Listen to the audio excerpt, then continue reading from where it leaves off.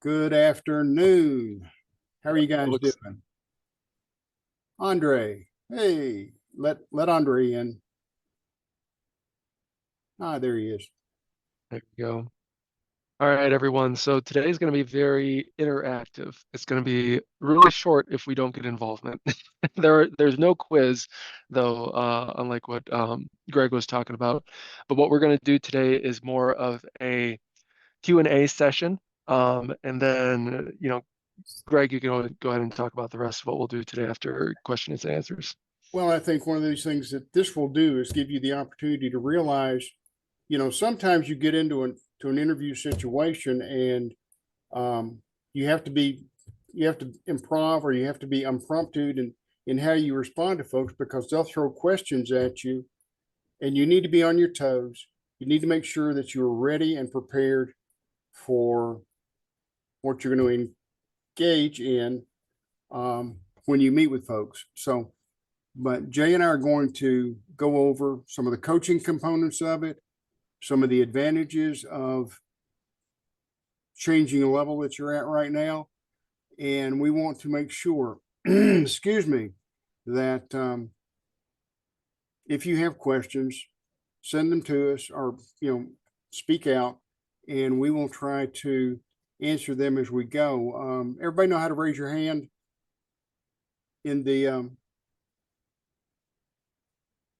So it'll be at the very bottom, and Lisa, we might have to allow them to unmute too, because it looks like everyone's muted. So I don't know if you might yeah. have to change that. But at the very bottom, you'll see a button that says raise hand. So we're gonna start kicking off some Q&A. You should all be at the tail end of your 30 days of initial training. So now we should be getting more into shifting out of training and more into coaching, which is you have a base level of understanding. Now let's start implementing, and I'll be there to help, you through your first sale and onward from there too. So go ahead and start asking your questions by raising your hand or typing in the chat, and either myself or Greg will start answering. They are able to unmute themselves, Jay. Okay. Everybody unmute, please. We That's got only Joel, Felicia, Liz, Michael, Ed, Chris, Kendall, Andre, Lonnie. all of you. We'd be more than happy to talk with you. Okay. This is Kendall. Can you hear me? Yes, yep, I Yeah, can hear you. Kendall. All right. So I noticed in my get to people are addressing the fear of price. And I was trying to refrain from giving them the price upfront. So I just want to see what's your take on that and how should I approach it from here on out? Okay. One of the things I do when somebody says, when I say price, I usually do a comparison to what it is to have an attorney draw up a simple trust in the area. And in Knoxville, you're talking about $4,000 for a simple trust. And if they need to make changes in it, then they're looking at probably, $300 to $500 per hour. And I've never known an attorney yet that didn't take more than 2 hours to do something. So, there you're talking about another $600 to $1,000. So if you compare it to the option that's out there, then it's about half the cost. Plus, there's no additional change fees that they would have to incur if they wanted to make a change, had another baby, moved, decided to disinherit somebody, then they could do that without an expensive cost tied to it that they would have if they went to the attorney. And I think Randall's talked about that. He's talked about, the inconvenience and the expense of using an attorney to draw up a will or a trust. Now, the other thing is, the fact that the trust is a contractual agreement as opposed to a wish list. So those are some of the things that you can just help them understand the value.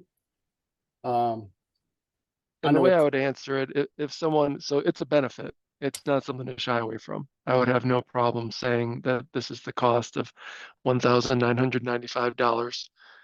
And because like Greg's saying, your competition being more like attorneys, they're going to be charging more around like $4, $8, even $10,000 for, you know, some trusts.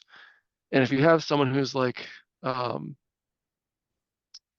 I guess you know, question for you, Kendall. So in when are they asking you what the price is? So like for instance, as soon as I'm in one of my thing, they just, I guess for me, the moment I met them and I expressed to them estate planning, that was one of the Mhm. things that came up. So I noticed as soon as you mentioned estate planning, a lot of the individuals are mentioning their fears or what they've heard already. So most of Interesting. it So was the cost. Right now was the cost is the most what I run into. Right. yeah, so the way I would pivot that then, so make sure you're saying the phrase, you know, it's to review their current estate plan so they have an understanding of what they have right now. And most people who meet with me, they'll typically learn something they weren't aware of with their current plan. And if they go to say, well, what's the cost?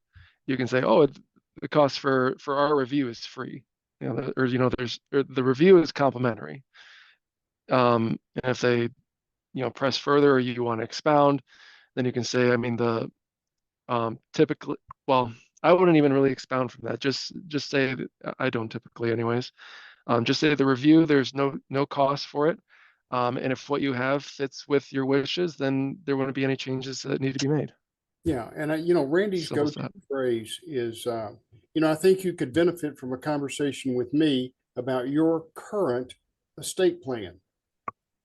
And he said, you know, he stresses that, you know, we're going to review what you've got now. And as Jay says, you know, we don't charge for that. We just review it. And they learned something that they usually didn't know. And hopefully they see the benefits of the estate trust document that we're able to provide them with. And then cost, if you get into cost, then my explanation there works real well. Yes. Yeah, and I don't think you'll really run into costs as much if you say that the review is complimentary. Yeah. Okay. So and I was gonna say too, as far as when you're in the interview, I'll typically bring up or touch on costs when I'm through the first page of the confidential, just like like you go over the reasons why people don't have a trust, and then you tell them, you know, just what Greg said earlier, we know what other attorneys charge, things like that, and versus what we have, you touch on it, you say the price, then you move on and continue with the interview. Plant the And for those seed. who should, and sorry, and for those who showed up a little later, we're doing things a little bit different this time. Instead of us just talking to you the whole time, we're going to have this be mainly Q&A focus because you all should be at the later end of your 30 days of initial training, and we're pivoting now into doing more coaching. So go ahead and raise your hands or come off mute or type in the chat to ask your questions, and Greg and I will go through them. So I think that I have a covered yours, so question. Kendall. Yeah, I go have a ahead. question. In regard to the power of attorney that says like when my agent authority becomes effective, I get when the primary or their personal physician, or in the case of an emergency, another caregiver. But I'm trying to think of the scenario when it would get as far as a court order, or that the court would empower the agent.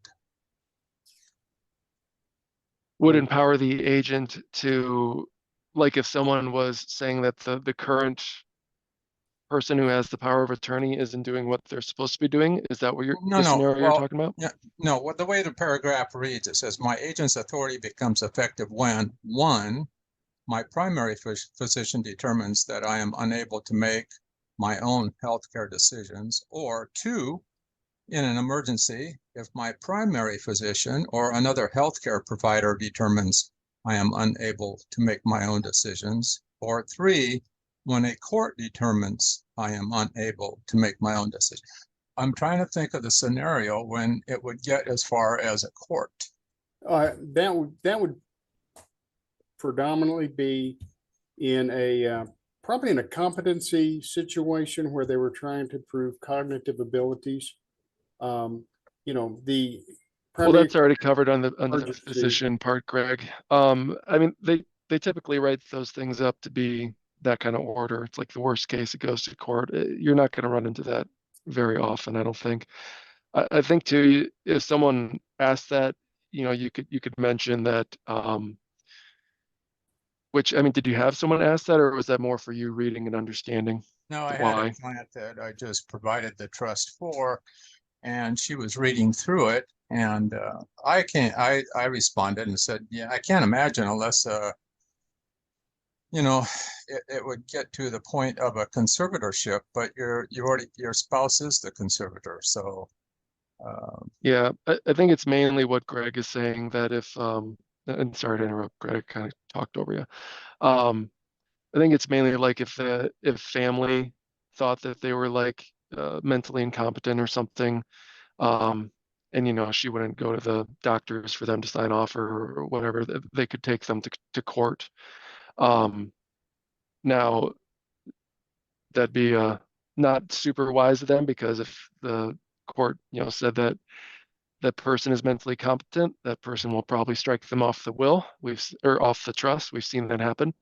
well, they're So- incompetent. They wouldn't be able to do that, but if the court finds them incompetent, then it would fall back to the agent originally. So, I mean, if they're incompetent, they can't make changes to the trust. No, and what I'm saying is, if they were pushed to go to court and the court said that they were maybe I said it incorrectly. If the court said that they were not incompetent, that person, we've seen before, like where family tries to push someone to the trustor to court saying that they're incompetent, and she's like, I'm not incompetent, I'm not incompetent. And then the judge ruled that she was not incompetent, and then she struck him off the trust. She kept warning him not to take her to court. Yeah. Hopefully that answers your question. I mean, sometimes when you get into questions like that, I'd revert to saying that, like, I am not the attorney that drafted this. I can get that question answered for you, and then you can say, with that though, it's unlikely that anything like that would happen. It would likely not get that far. Then in that case, Jay, who would I go to? Then do I go back to Randall, or do I go to Frank? Because she has mentioned that she said, I don't like that. I don't want to sign off on it. I'd like to have that taken out. Interesting. Okay. Randy question. That's Well, a Randy question. that Randy- go ahead and send an email to Randy about it. Okay. He might refer you to our in-house attorney, Courtney, who can better talk around that. Okay. But that's one of those things where it gets that deep. If it gets that deep, don't be afraid to, raise your hand up and Yeah. say, I Lonnie, need to get an attorney. All right. Thanks, guys. Lonnie, what state are you in? You're welcome. California. Okay, so you would have to have a California attorney or Frank to handle that, because Jay mentioned Courtney. Courtney is a Tennessee attorney. She doesn't have bar standing in California, so you would have Okay. Right. because the rules change a little bit Right. state to state. So yeah, Right. you're best off run it up line.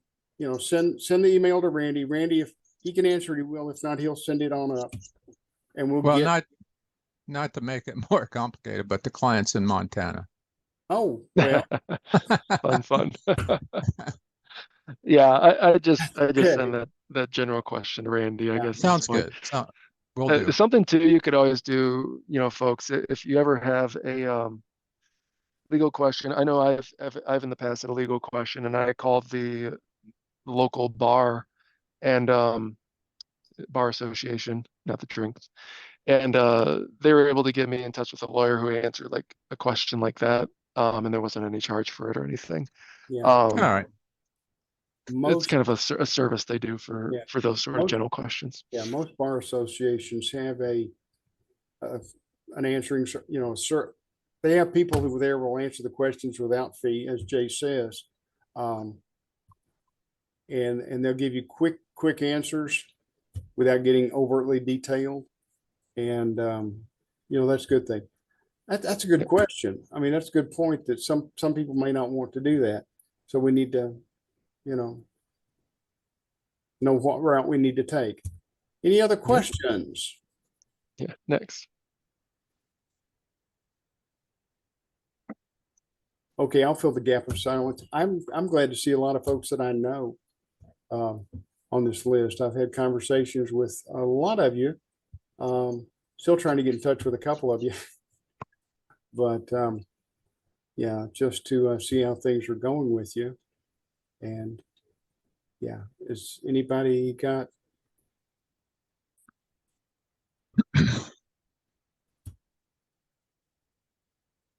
Yes, Lonnie.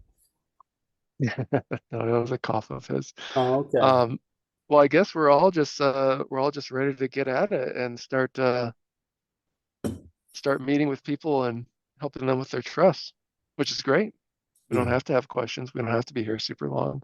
I will drop in the chat, by the way, my Calendly, if you want to do one-on-one coaching.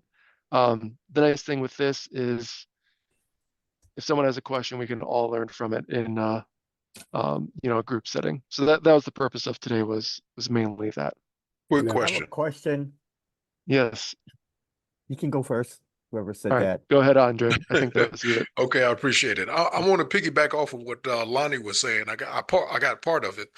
So what I'm asking is that we're telling clients that these are documents that have been attorney drafted, and if they do wish to speak to an attorney, where do we point them? We pointing them to just an attorney, or do we point them to the attorney that assisted in creating these documents? So I'd recommend not the attorney who drafted the documents, because it's the technology itself is what drafted the documents. So it's not getting in touch with an attorney that drafted it, if that makes sense. I'd recommend developing a relationship with a local attorney in your area. And you could even say, what you do and how you help people, and say in some cases they have, questions beyond, this, or, want to have it just a gut check of it, have a second opinion review. Now the attorney may charge the client for that, and you can mention that to the client, but these are all in all 50 states. They are all legally binding. They stand up very well in court and are correct. So you can rest assured they're all written correctly. But if you have questions, might be a good idea to develop a relationship with a local attorney. Fair enough. Yeah. I have Thanks. another question. Okay. Jay, the other day when we were on the Tuesday, I guess, the Tuesday call, and the guy was talking about the workshop, you were going to Yep. send out the PowerPoint or the slides. Did you do that? I don't know if I missed it somehow or. Not yet. No, you did not miss it. We're bundling it up, and we'll make sure that you all get it. But we are also going to be putting it on the training website, which if you're a bronze or silver, well, bronze or higher, you'll have access to it, and a lot more resources beyond that. But I'll make sure, man of my word, I'll make sure you get it, Lonnie. It'll just be probably more like next week. Okay. Okay, great. Thanks. All right. You're welcome. I Yeah. had We a question as far Yeah. as also this is Joe talking.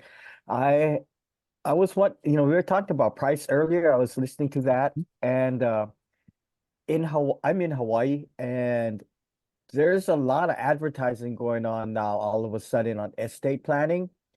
And they're having this one guy, I mean, he's in the newspapers and everything, claiming $700, to create a trust and so forth. And he goes, I can make a trust for you, etc. And then there's a whole bunch of guys like 1,700, 1,500, 1,200, that kind of thing, on the ad. And I talked to one of my friends, and they were telling me, I just because they're a friend, right? I just told them, hey, we offer ours for $19.95, and the average price is like 25. Actually, the big law firms that do the estate taxes, they're like 3,000 and above. But these guys that are advertising are just individual lawyers, not in a team or anything. They're just on their own type, like there's this guy, backyard estate planning, etc. And they advertise a lot, either via newspaper or radio kind of thing. Yeah, so I can speak to that actually. I think Randy and I were chatting recently actually kind of about this. So you actually, so when you own your own license with family estate docs, you have complete ability to change your price from 1995 all the way down to 695. Keep in mind, $695, you don't make a thing. So like Right.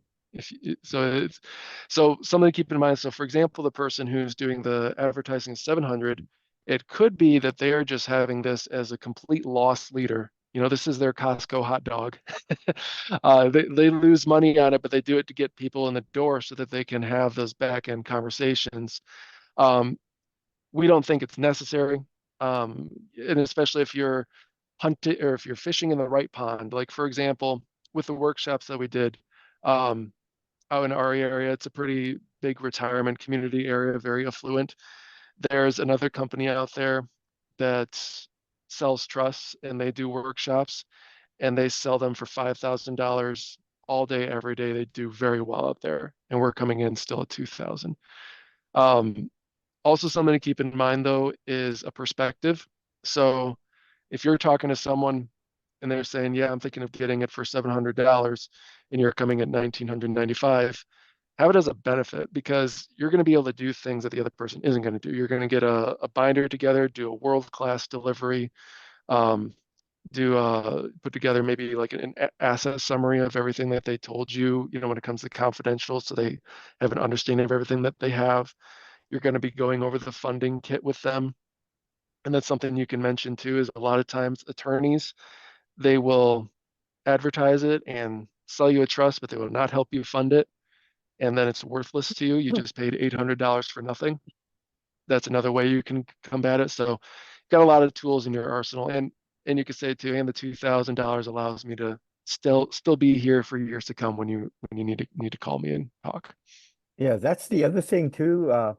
At my office where I'm at, okay, I'll get you Kim after this. Just a second. Go ahead, Joe. okay. He's also telling us that the he doesn't do the estate thing. He's he's been giving me friction on doing this as well, but he's allowing me to do this, but I can't use the company name. I have to go kind of like independent. But he told me his clientele, he's been in business for 40 years or so, and his clientele is all like in the 70s and above group. Okay. So he's saying that he's had clients come in also as far as price goes, and this is the other thing I told my friend as well, is that a client came in and he has clients coming in telling him that, oh, so and so estate this, estate that, but he said that they had to change the beneficiary and he got charged $1,000 just to change a beneficiary. Yeah. So that's why, like, I told my other friend that asked me that question about, what about this $700 thing? I told him, hey, you know what? You can get it for that, but things change. What if you have to make a change and they charge you $1,000? And he goes, what do you mean? And I said, well, at my office, my boss doesn't do this at all. He has nothing to do with estate planning, whatever. No. But he's saying that his clients come in, told him that. And so, it's just a thing. And so he has nothing to BS about as far as price, but there's our clients actually coming in saying that kind of stuff. So my friend said, well, that makes That's- sense kind of.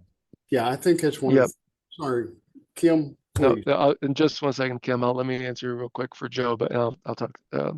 So, and that's a big common thing too, is a lot of times, and those do-it-yourself websites out there too, a lot of times it'll be a low price up front, but then the moment you need to add something or change something, oh, you need to fund this, you need to get this into the trust, then that's an extra charge. So they're really nickel and diming. And funding a trust, by the way, Felicia, what that means is, so when someone buys a trust, they're essentially buying a basket, and it's essentially worthless unless you start putting things in it. Things like your home, your vehicle, brokerage accounts, having your IRA or 401k listed as a beneficiary, not putting them in there because that's tied to social security number. And then that way, those things in the trust, when it comes to their death, they don't have to go through probate. So anything left out of the trust has to go through probate. Now, with all of your trusts, they have something called a pour over will, which states in there anything not in the trust will put in the trust and follow the terms that have been left in the trust. But since they weren't in the trust funded correctly by that time and covered by the pour over will, they do still have to go through probate to be able to put them in correctly. And Kim, go ahead with your question there. Hi, folks. I've got two questions. My first one, I have an opportunity to present with a booth at a senior fair, and I would throw this out to the whole group that's an ideal way of getting yourself some some contacts, referrals, and it's coming up at the end of the month. And my question about that is, I would need a banner of some sort. And then anything else I got from Jen, I've got a 10-question thing that would what they would answer and based on their assets, whether or not they need a trust or even talk to me, let alone just being poor and I can't help them.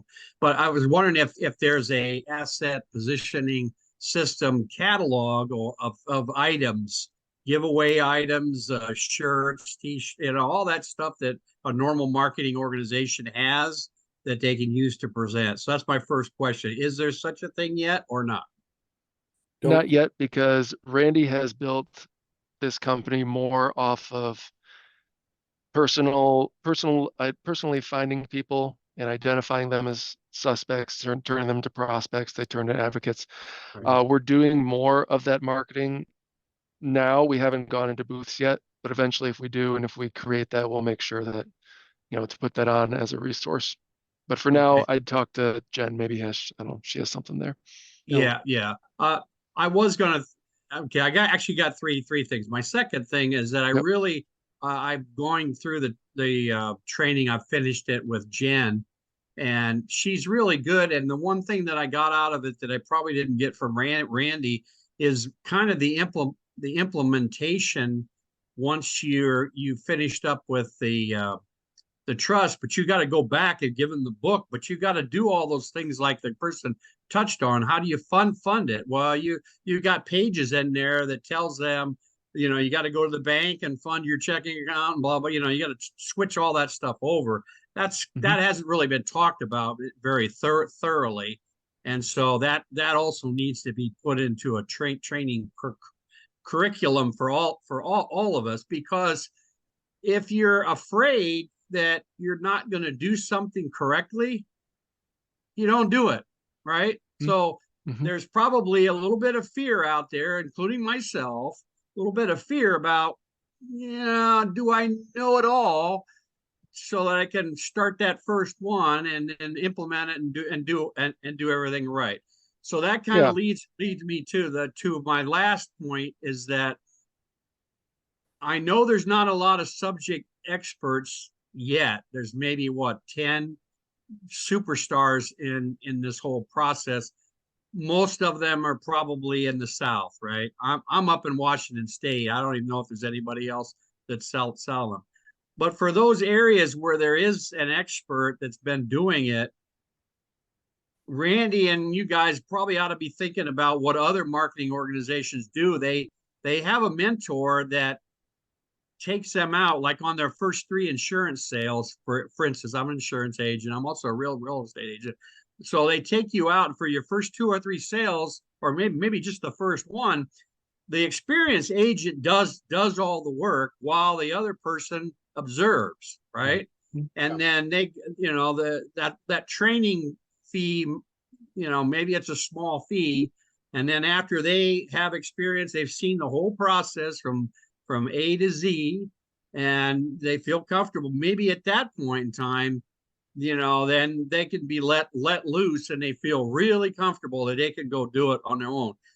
I'm just pointing this out because I've been in the industry over 35 years. Different kinds of marketing of financial services. I know it's intimidating, this entire revocable living trust. It's not that, it's not that easy. It's like when you sell a term insurance policy, you never have to talk with them again. You know, if they never die while you're still working, you're fine, right?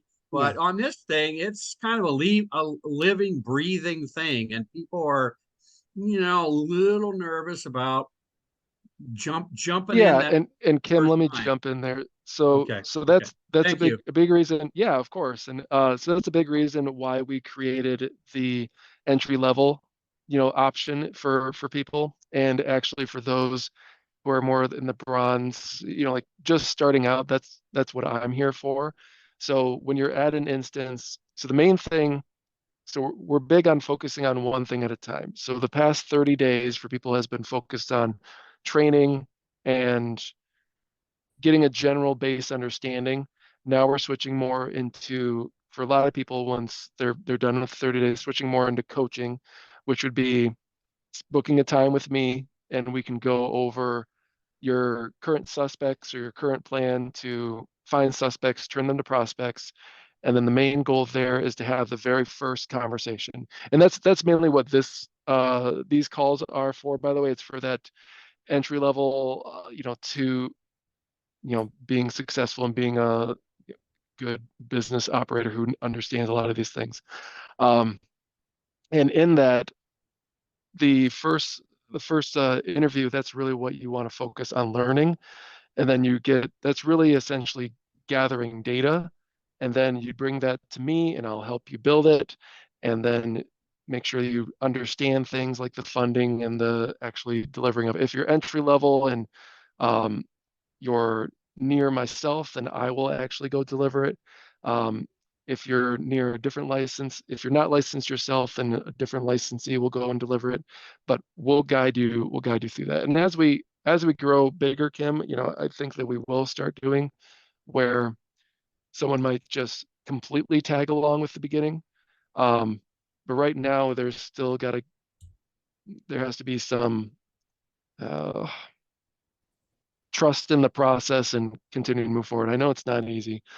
There is, to the point of funding, you do have a complete training manual. It's in PDF form, and I agree. I think it'd be a good idea for Randy to do a video kind of walking through building a trust from the funding letter aspect. I know he has one that goes through building it.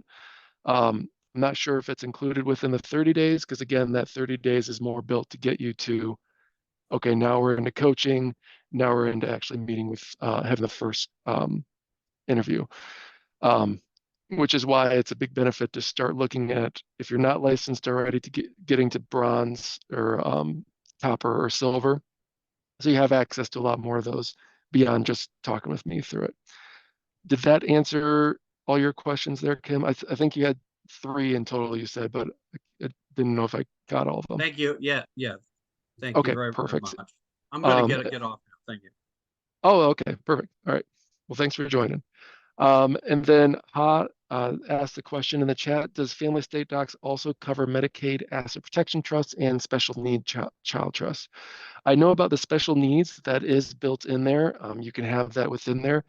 Medicaid asset protection trust, that is something that is different. That is an irrevocable trust. You're essentially taking something out of your name and locking it up elsewhere. And I need to talk to Randy exactly about that, because I don't believe that the software itself does that. That's a different type of trust and a different purpose. And that's to keep the government from clawing that money back in the event of Medicaid. But if you're dealing with an ideal client who has assets to buy a trust, you likely won't run into that. And if you run into talking about that and going further and doing Medicaid, be aware, depending on your state, they will have a 5-year look back period, meaning that trust, that Medicaid asset protection trust, needs to be in place for at least 5 years for it to do anything that it's hoping to accomplish. Also, can I say something, Jay?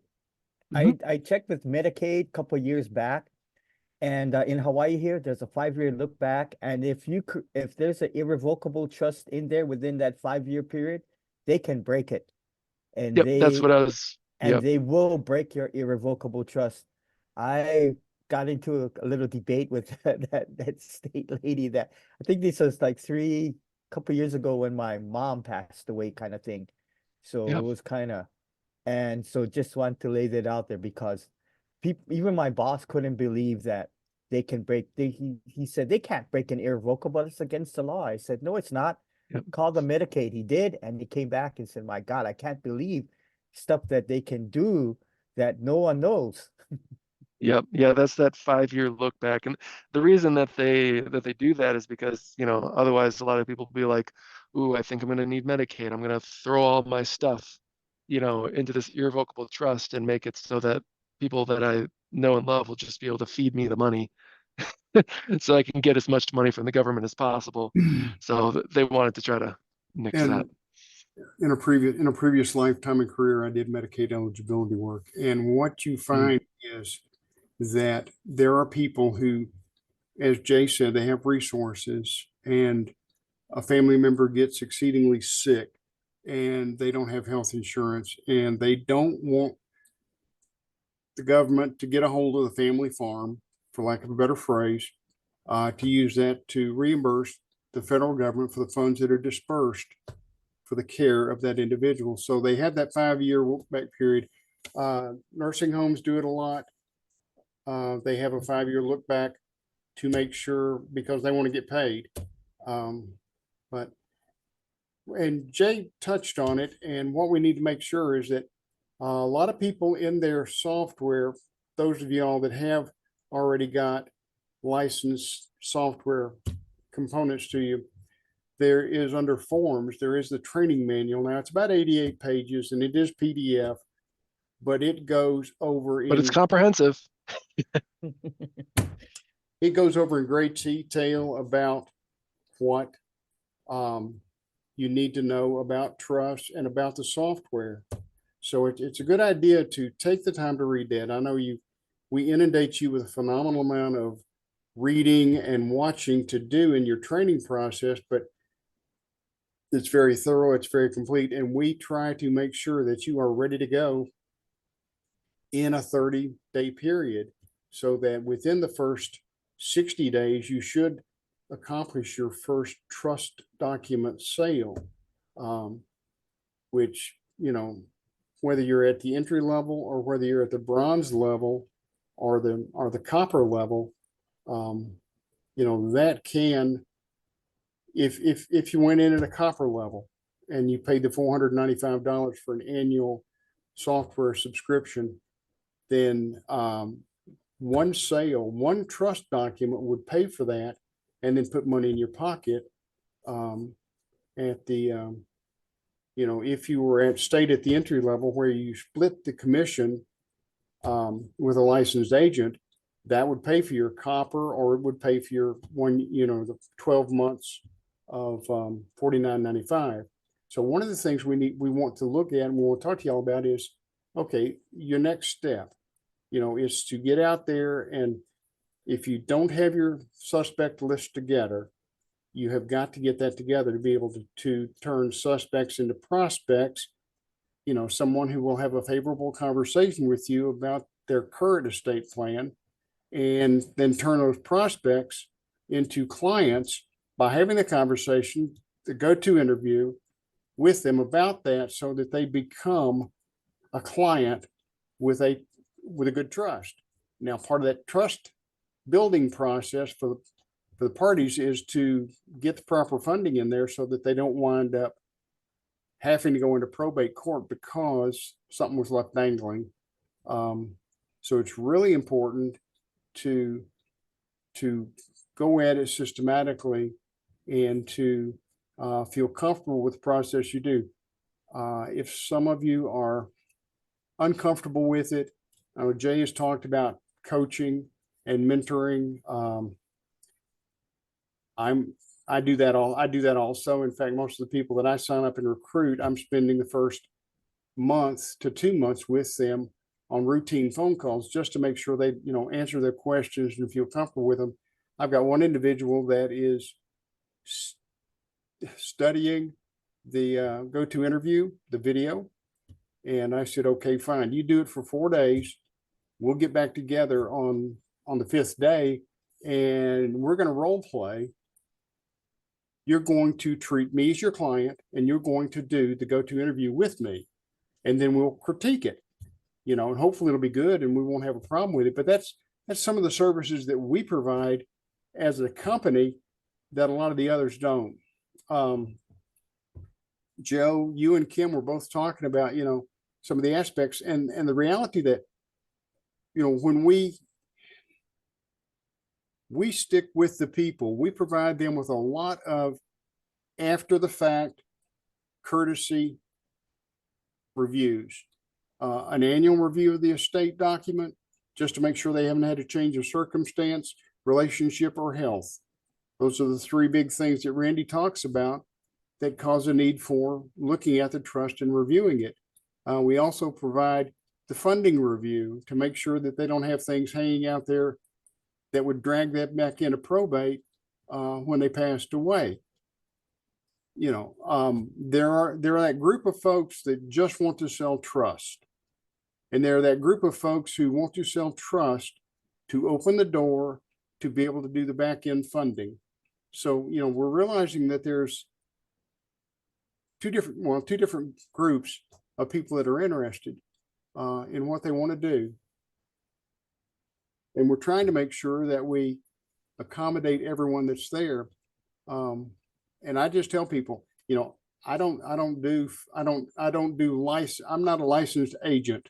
So, any insurance type questions you have, for me, they go to Jay.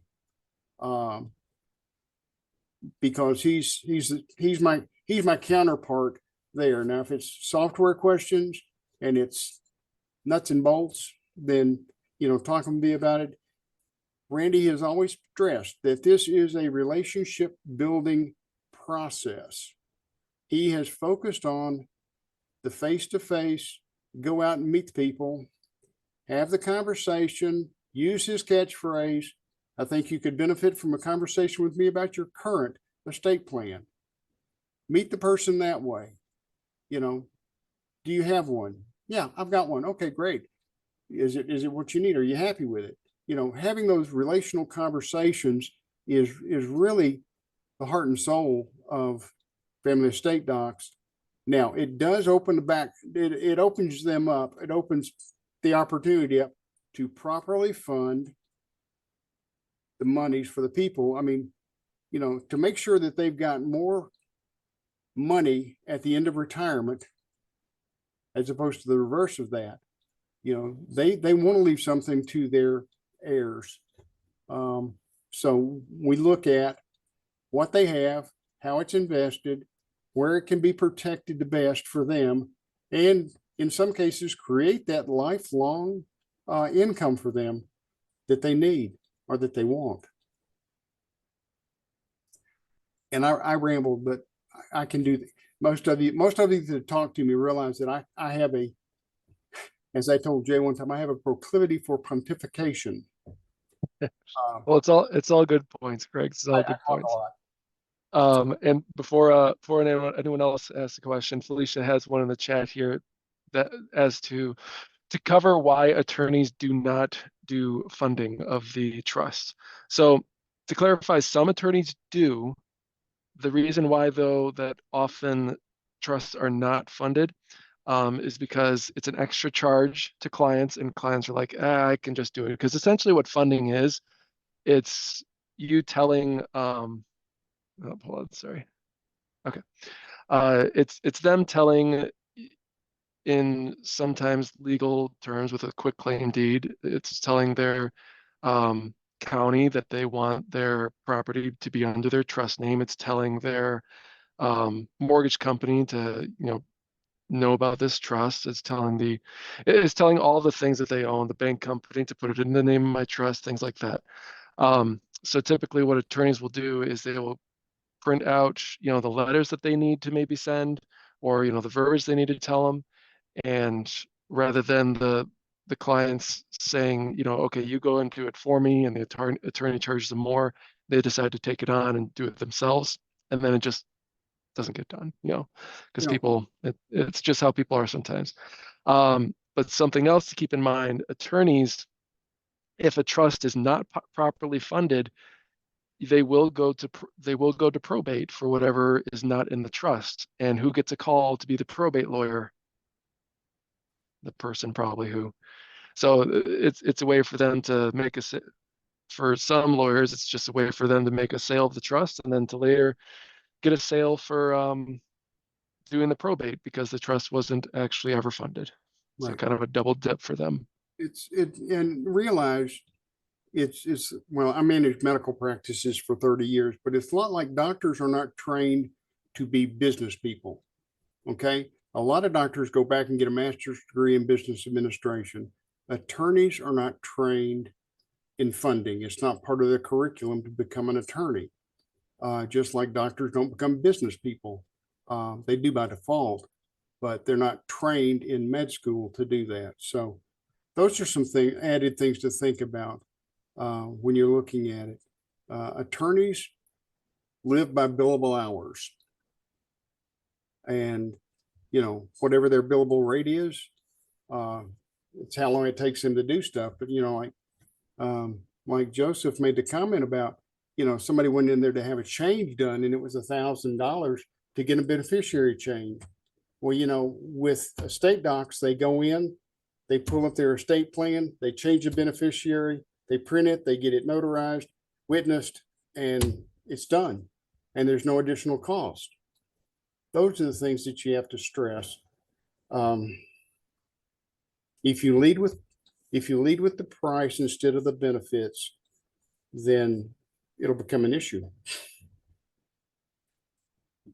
All right, I think we can open it back up to if there's any more questions. Yeah, okay. I have one. I was gonna save this for a meeting with Greg, but maybe it can be beneficial with everybody as well. Yeah. It's like, is there like an elevator speech kind of thing we can do, or a greeting talk before we get to the, I think I have a plan, something that may benefit your situation, rather, because I was thinking more in terms of how I was trained in the business more when I meet with people. It's like, normally I ask, how prepared are you for retirement? And then I was thinking about switching it with the same question. Like, if I tend to go out, I'm more of a people person kind of thing. So I tend to go out and go, hey, by the way, they'll ask, oh, what do you do? And I'll go, well, if I help people with this, and I help people retire happy kind of thing, and they go, oh, how's that come by? So, I'm the happy retirement planner. And they'll go, oh, really? And then I said, yeah. So then I'll go into, if you don't mind, may I ask you a question? So, maybe I was thinking about changing that to the happy estate planner or something like that. And and then ask, what do you mean by that? Well, my other thing I was thinking about asking was, like, how prepared are you with your estate planning kind of thing, just to get them talking though. Yeah. And most times people go, what's talking about? And that's where I can go, I was just wondering, if I may ask you, do you have a will, a will, your own plan, or the government plan?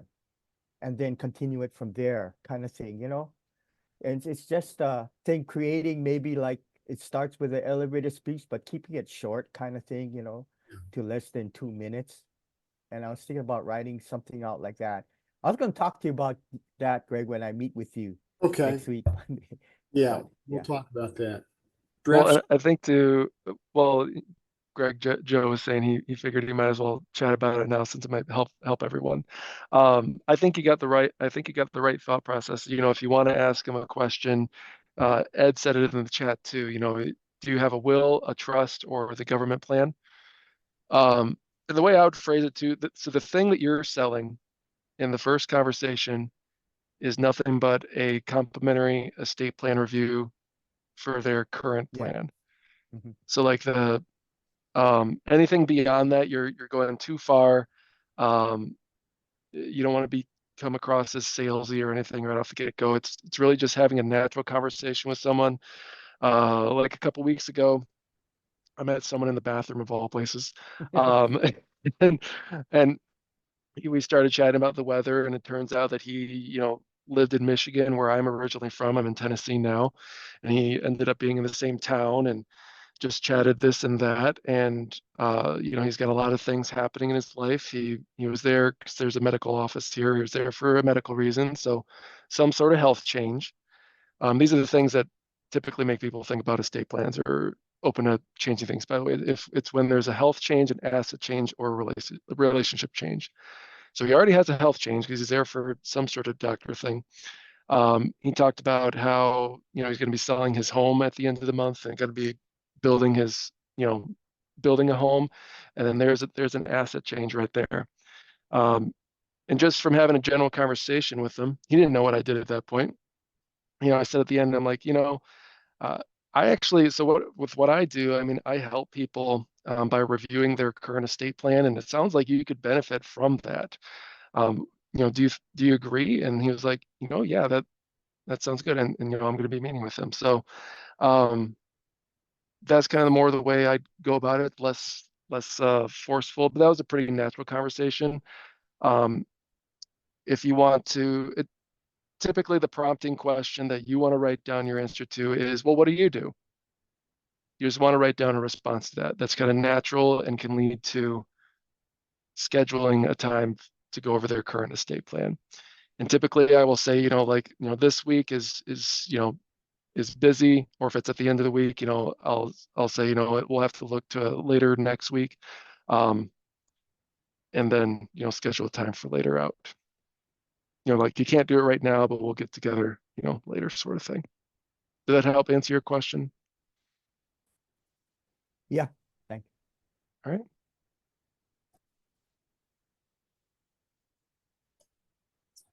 Are there any other questions out there? And we'll be wrapping up here shortly. So if you got one that's burning, now's the time.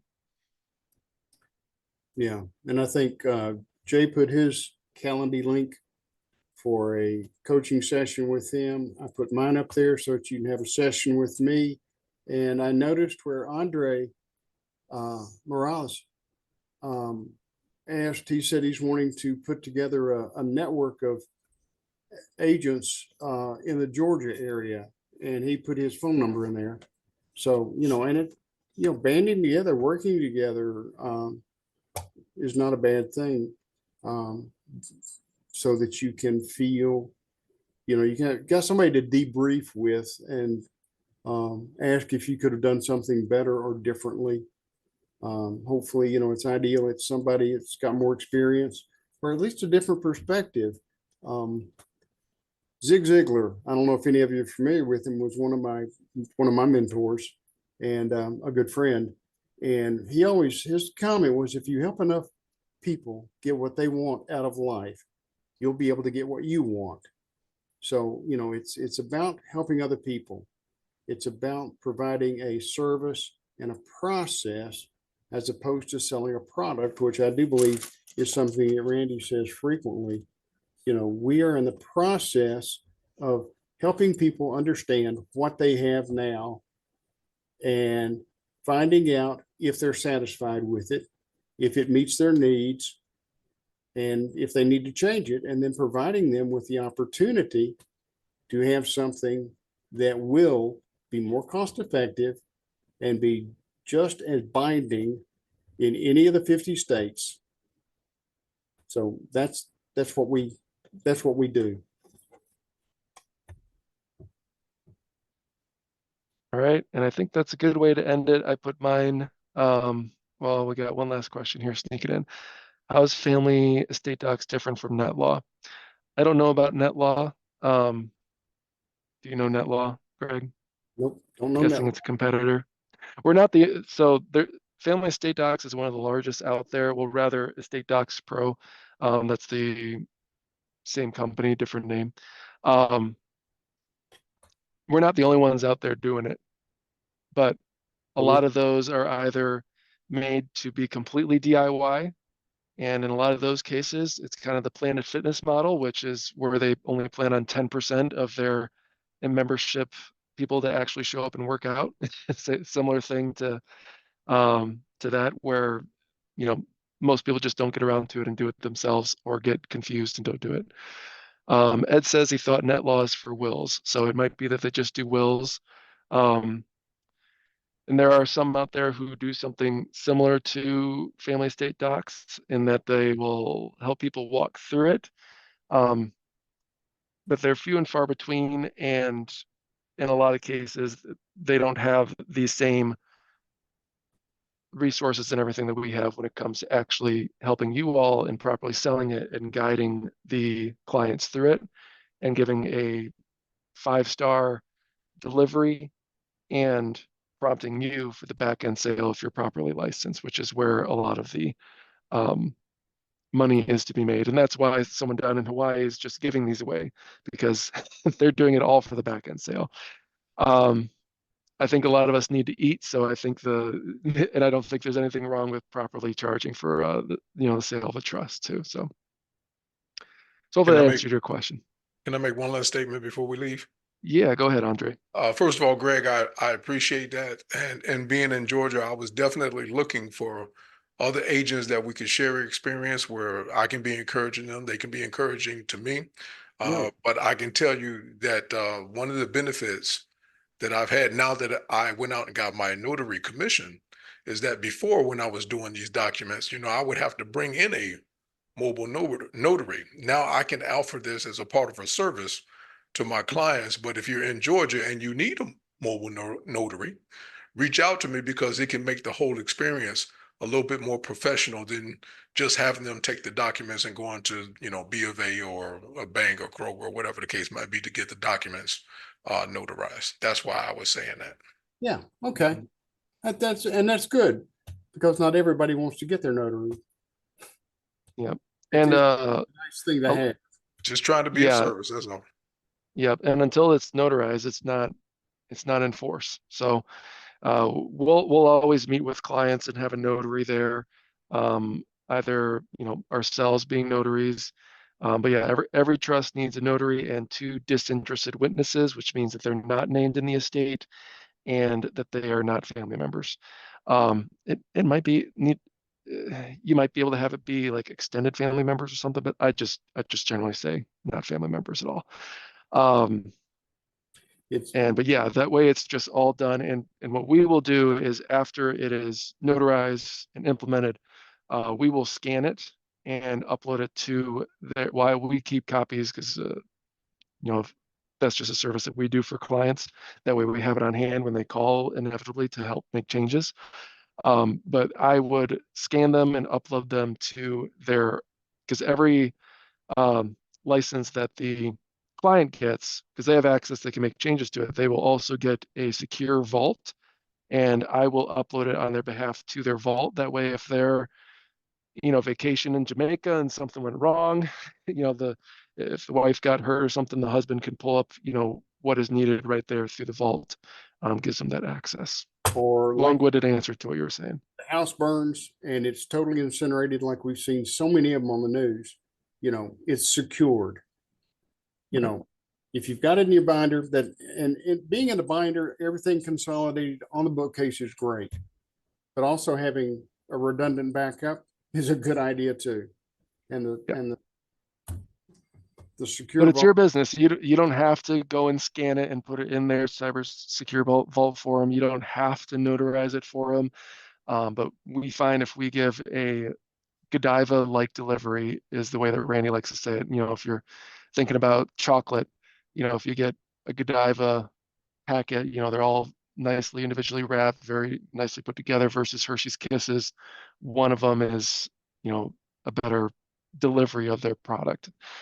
So if you can deliver the product better, that's going to have a better, longer lasting impression for that client, get you more referrals, and give you a better shot at getting the back end sale if there are opportunities and if you're licensed to do so.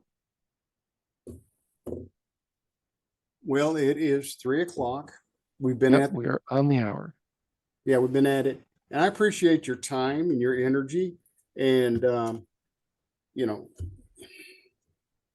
we need to keep re-educating ourselves. We need to keep our skills sharp. If you don't keep them sharp, they don't work well. Speaking as an old wood turner who has had stuff jump off the lathe at him. If your tools aren't sharp, you don't cut clean, you don't provide a good service. So, and I'm just full of old sayings and opportunities there. So I Well, appreciate.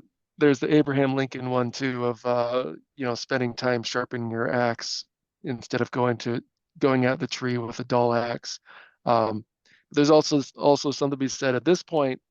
Your axe should be sharp enough that you can start the process. And then I'm here, Greg's here to help walk you through it, because you're going to learn more by getting into it. The tree doesn't get cut down if you're always sharpening the axe. So that's something to keep in mind. All right. Well, thank you everyone for coming. Greg's link is in the chat if you want to have a coaching call with him. Mine is there as well. And hope you all have a great day. Take care. All right. Thanks so much. Bye. Bye. Bye-bye. If you all